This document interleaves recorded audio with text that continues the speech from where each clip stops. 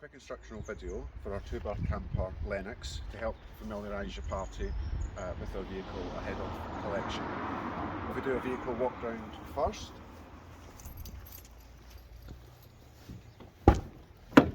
So Lennox runs on diesel. Main key, into the cap, turn, fill with diesel and return the cap. The vehicle takes AdBlue also, however, we fill it up every time it comes back from hire, so you'll have no issues with having to purchase and fill with AdBlue, so you can pretty much ignore it there. This is your fresh water fill spout. There's a hose provided. Full instructions will be given at point of collection on how to fill, but this is where you fill it up. Moving round to the back. So Lennox has a 2-rung fuel bike rack provided. Takes up to 40 kg of weight, so 2 electric bikes is probably too much, but normal bikes are fine. Weight side of the bike, i.e. back wheel, goes on this side, and the lighter side of handlebars to this side. The back door's fully open on Lennox, which is a nice touch, especially for nice sunny mornings at the beach where you can sit and have your breakfast and admire the views. There's a rear view reversing camera. Again, full instructions will be provided at point of collection. However, you can have it fully on as a rear view, as you don't have access to the rear windows easily. And then when you put it into reverse, you get a 5-metre reversing view. But as I said, that'll be covered at point of collection. So this is the Thetford cassette locker, aka your toilet cassette. Sits directly below the toilet inside. There's a lever under the bottom here. When you go to remove it, you have to make sure that the inside toilet lever under the toilet is in the closed position. If it's in the open position, then you will be unable to move the cassette. If that's the case, don't force it. Go back inside and just double check that the toilet lever is in the closed position. Then the cassette will just slide out smoothly like so. A handy handle underneath, which to take it to the emptying waste point at your campsite. When you get to the emptying waste point, there'll be a hose and an L-sand point to empty the contents into. Take the lid off, set it to the side. This is a pressure button here. It just stops any air from getting stuck and allows the contents to flow easily. Press this as you empty the cassette. Once it's empty, half fill with water at the L-sand point. Put the lid back on, give it a good shake, turn it upside down in all directions. Back off with the lid. Press the blue button while you empty again. Do this a few times until the water's running clear.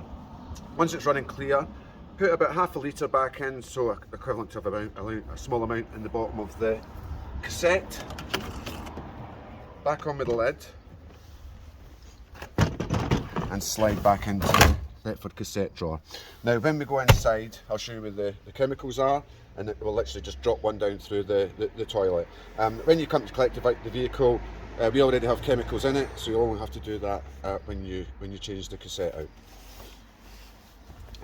Just next to the cassette, you have your grey water waste tap and fresh water tap.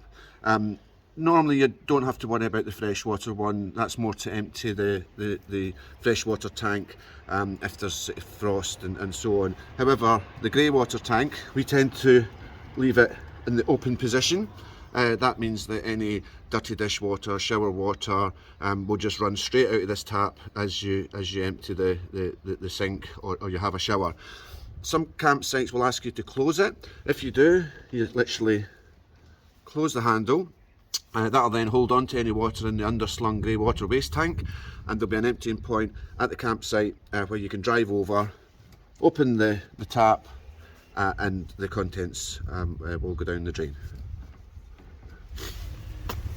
Just next to the grey waste tap, this is your electric hookup, which is provided with your hire. When you're at a campsite, you plug in here and the other side goes into the hookup point at the campsite. When you're releasing the hookup for when you leave the campsite, you depress the blue button and pull the cap out as you do it. The cap that goes into this side is the cap with the little lid on it, on the hookup, and the side that has no lid goes into the side at the campsite. Linnhe is fitted with an LPG tank rather than a gas locker, a traditional gas locker with gas bottles. This is due to the size of the vehicle. They don't have space to put the gas lockers in. So what you do is you fill this up at an LPG filling station. There's numbers of them dotted around Scotland and England, and a list is provided before your hire of a website where you can identify LPG filling stations. So simply undo the cap. You see there's a bayonet fitting on it. At the filling station, it's just like a petrol pump, effectively. However, there's a circular head on it that fits over the bayonet. There's a handle on it that you push forward to lock it in place and then close. And then on the petrol pump itself, there's a handle that you pull down and it fills the gas tank until it's full. They take about 20 litres, which is about £15–20 depending on the price. And you fill that up as and when you can. There's an indicator on the right hand side of the steering wheel that tells you the level, so when it's getting low, if you can just try and plan a stop at an LPG filling station. Simply put the cap back in place and close. So now we're inside the van, just to explain the controls. So this is the controls for the electrics. Just to the left of them is the controls for the heating and hot water. So just to explain the electric control panel first. So as you come in, first thing to do, press the standby button to turn the electric control on. Just below that is your internal lighting circuit, so you need that for any internal lights or if you're running the TV. And then just below your internal lighting circuit is your water pump. Now when you're at a campsite, you can just leave the water pump on and it'll only kick in and out as you use the sink or the shower.